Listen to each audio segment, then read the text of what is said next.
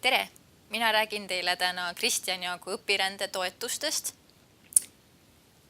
Meil on siis 3 toetust, 3 stipendiumit, välislähetuste stipendium, välisõpingute stipendium ja kraadiõppe stipendium.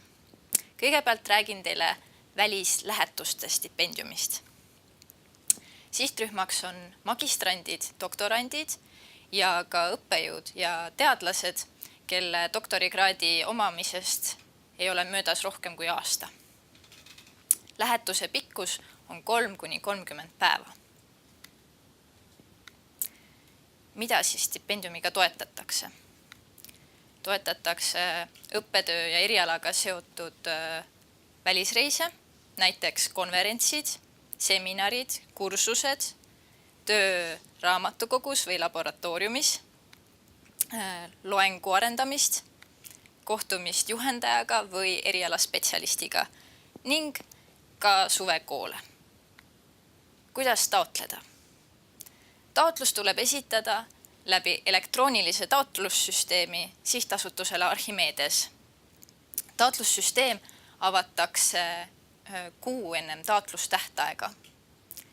Taotlus koosneb taotlusvormist, motivatsioonikirjast, juhendaja soovituskirjast, kutsest või registreerimiskinnitusest ja ülikooli tõendist. Lisaks soovitan tähele panna taotlemisel ka seda, et lähetuse pikkus ei tohiks olla pikem kui 30 päeva. Ja samuti ka seda, et lähetuse periood ei tohiks minna üle ettenähtud aja. Kontrollida toetussummade vastavust kehtivatele määradele ja et kõik dokumendid oleksid olemas. Motivatsioonikiri ja soovituskiri peavad toetama lähetuse eesmärki. Pärast lähetust tuleb sihtasutusele esitada ka aruanne koos sisukokkuvõttega. Esitada tuleb ka kinnituskiri ürituselt või raamatukogus või laboris viibimisest. Edasi-tagasi sõidupiletid. Need võivad olla elektrooniliselt skaneeritud. Bussi, rongi, laevapiletid.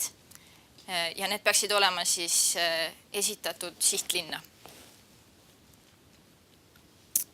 Siin on mul üks näide ka, kuidas meie toetussumma kujuneb. Näiteks, kui meil on konverents 2.–5. maini Milanos ja reisikuupäevad, millal siis reis toimub, on 1.–7. maini.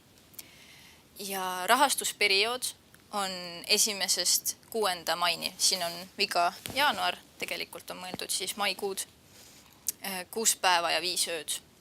Me toetame ka 1 päev enne ja 1 päev pärast toimuvaid päevi.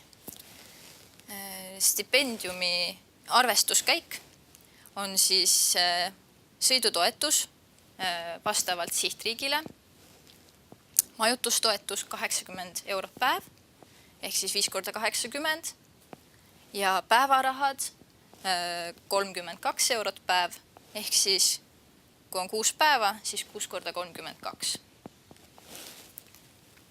Siin on ka tabel, kuidas me arvestame sõidutoetusi. Need on siis vastavalt distantsile. Näiteks kui distants sinna sihtlinna on 100–499 kilomeetrit, siis sõidutoetus edasi-tagasi reisi kohta on 180 eurot. Ja siin on siis näha vastavalt, et kui on distants pikem, näiteks 3000–3999